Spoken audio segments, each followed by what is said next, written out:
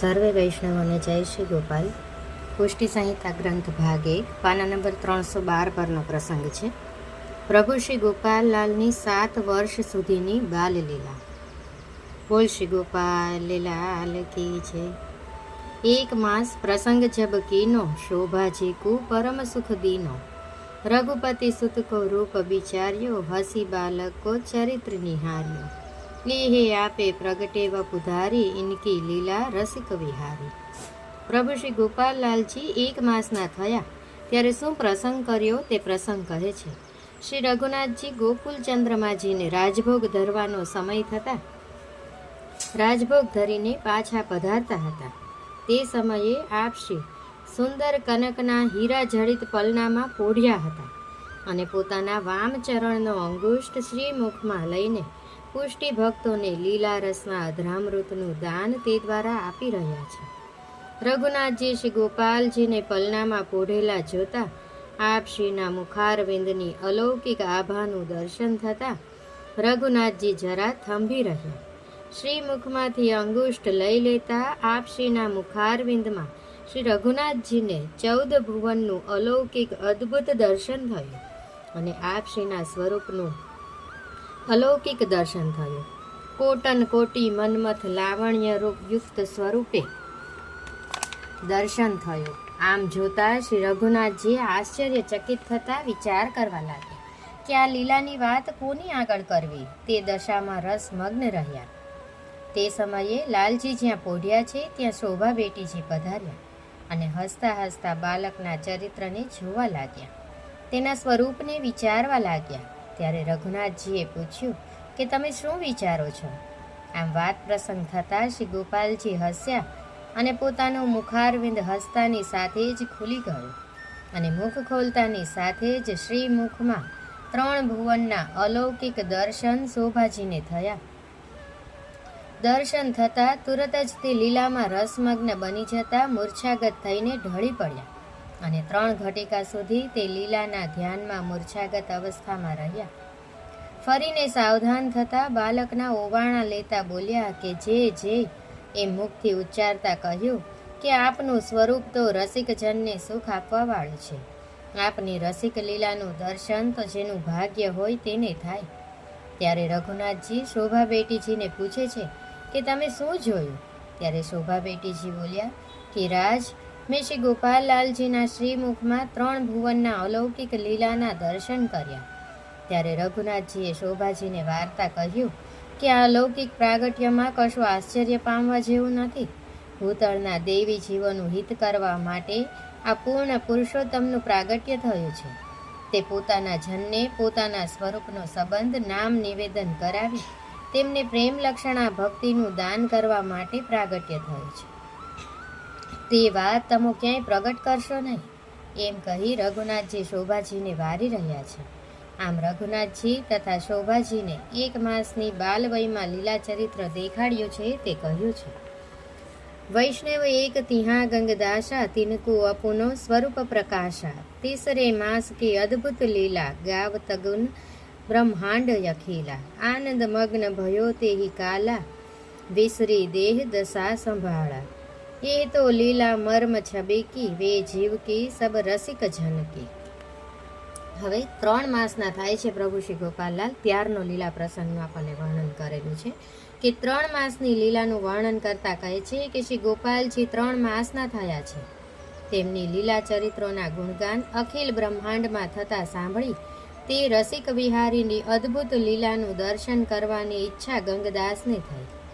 ગંગદાસને શ્રીનાથજીના સ્વરૂપમાં આસક્તિ હતી અને સાંભળ્યું જે આજે પ્રગટ પ્રમાણ શ્રીનાથજીના સ્વરૂપે શ્રી ગોપાલજી અનેક ચરિત્રો દેખાડે છે તે જોવાની ઈચ્છાથી રઘુનાથજીના આંગણામાં આવ્યા. ત્યાં ખેલતા શ્રી ગોપાલજીને ગોદમાં લઈ લીધા. ગોદમાં લેતા જ શ્રીનાથજીના સ્વરૂપનું દર્શન થતાં ઘણું જ અચરજ પામ્યા. આનંદ મગ્ન બની ગયા અને દેહ દશા વિસરાઈ ગઈ. આ લીલાનો મર્મ કોઈ સમજી શકે તેમ નથી, એવી અદ્ભુત લીલા સ્વરૂપની છે. પોતાના મનની સર્વ ભ્રમણા ટળી ગઈ અને કહેવા લાગ્યા કે આ તો રસિકજનોના જીવન પ્રાણ છે. ગંગદાસની ભ્રમણા મટાડીને પોતાના સ્વરૂપનો અનુભવ કરાવ્યો. ત્રીજા માસમાં આ લીલા કરી. रुक्मणी एक ब्रजबासिनी आई, उनको अपनो स्वरूप दिखाई.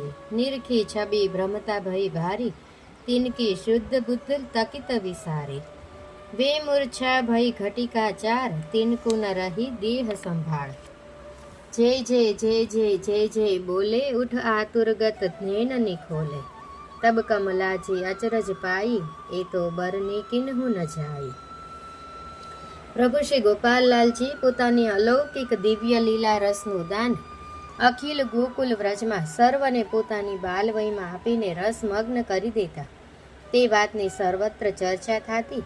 તે શ્રી મહાપ્રભુજીની સેવક એવી રૂકમણી નામની વ્રજવાસણી શ્રી રઘુનાથજીના મંદિરે દર્શન કરવાની ઈચ્છાએ કરીને આવી. તેના મનની વાત શ્રી ગોપાલલાલજી જાણી ગયા કે આ અમારા સ્વરૂપની પરખ કરવા આવી છે. તેથી આપશ્રીએ તેની સામું એક નજરે તાકીને જોયું અને જોતા જ તેની નવનીત પિયાજીના દર્શન થયા. તેવું દર્શન થતાં તે મહાન ભ્રમણામાં પડી ગઈ. પોતાના દેહની શુદ્ધ બુદ્ધ ખોઈ બેઠી.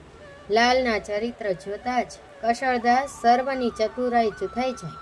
તે 4 ઘટિકા સુધી તો મૂર્છાવસ્થામાં રહી. પછી શુદ્ધિ આવી અને જય જય જય જય જય જય એમ બોલતા ઉઠીને ઘણી આતુરતાથી નેત્ર ખોલીને જોવા લાગી. ત્યાં જ કમલાબેટીજી પધાર્યા. તેની વિકળ અવસ્થા જોઈને કમલાબેટીજીએ પૂછ્યું. ત્યારે રૂકમણી વ્રજવાસણીને શ્રી ગોપાલલાલજીની જે લીલાનો અનુભવ થયો તે કહેવા લાગી. આજે મેં યશોદાજીની ગોદમાં નવનીત પિયાજી સ્વરૂપે શ્રી ગોપાલલાલજીને ખેલતા મારી દ્રષ્ટિથી જોયા. એવી કૃપા શ્રી ગોપાલજીએ મારા પર કરીને મને મારા મનવાંછિત લીલાના દર્શન કરાવ્યા. તે મારા હૃદયારૂઢ તે લીલા થઈ ગઈ છે. ત્યારે તે વાત સાંભળી કમલાબેટીજી ઘણું જ અચરજ પામ્યા અને કહ્યું કે લીલાની વાત કોઈની પાસે કહેતી નહીં, હૃદયમાં ધારણ કરીને રાખજે. ત્યાર પછી 9 માસની લીલાનો પ્રસંગ વર્ણવે છે. ખીમદાસ ક્ષત્રિય સિંહ નંદ કો વાસી, તિન પર કૃપા કરી અવિનાશી. बालक 7 मिली संग खेले, उनके मध्य नायक से पहले. मास 4 की ब्रह्मता जानी, प्रभु जी की लीला ए पहचानी. પાંચા બાબા કહી રહ્યા છે કે કશળદાસ પ્રભુજી 9 માસના થયા છે. દિન દિન અધિક પ્રતાપ દેખાડવા લાગ્યા છે.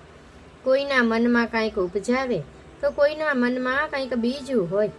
એક સમય શ્રી રઘુનાથજીના આંગણામાં ગુસાઈજીના 7 બાળકો શ્રી ગોપાલજીની સાથે ખેલવા આવ્યા. 9 માસના શ્રી ગોપાલજી વિવિધ ભાતના ખીલોના કરમાં લઈને ખેલતા હતા. બધા બાળકોના ખવાસ પાસે ઊભા છે અને શ્રી ગોપાલજીનું કૌતુક દેખે છે. તે સમયે શ્રી આચાર્યજીનો સેવક ખીમદાસ ક્ષત્રિય સિંહનંદનો વાસી આવ્યો અને સર્વ બાળકો ખેલી રહ્યા છે તેનું દર્શન કરવા લાગ્યો. ત્યારે સર્વ બાળકમાં શ્રી ગોપાલજીને મધ્યનાયક દીઠા. બીજા સર્વ બાળકને ગુસાઈજી રૂપ જોયા. ત્યારે તે લીલાનું દર્શન કરતા ચકિત થઈ ગયો. ત્યારે તે લીલાના દર્શન કરતા સર્વે ભ્રમિત થયા અને ખીમદાસને તે લીલાના દર્શન કરતા શ્રીનાથજી ખેલી રહ્યા છે તેવું દિવ્ય લીલાનું દર્શન થયું.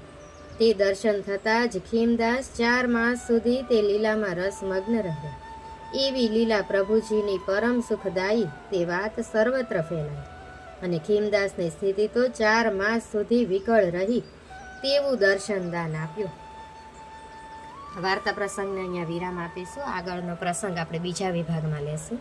મારાથી કોઈ ભૂલચૂક થઈ ગઈ હોય તો દાસના દાસ જાણીને ક્ષમા કરશો. સર્વે વૈષ્ણવોને જય શ્રી ગોપાલ.